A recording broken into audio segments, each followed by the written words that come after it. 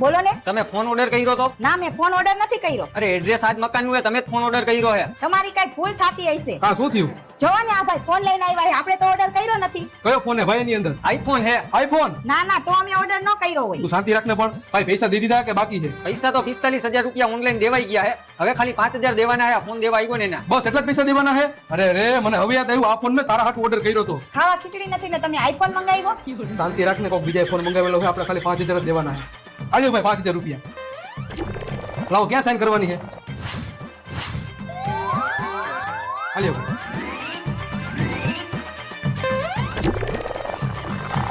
ના, બોક્સ મારે નથી ખોલવું. આટલી બધી ખુશી મને હજમ ન થાય. ક્યાંક મને હાર્ટ એટેક આવી જાય તો તમે જ ખોલો બોક્સ. હા તો હું ખોલી નાખું, એમાં શું થઈ ગયું? ફોન મેં તારા હાથ જ લીધો છે. વાહ, આઈફોન નું નવું મોડેલ આવ્યું લાગે છે, ચાકુ વાળું. હા, 500 વાળા ડબલાના 5,000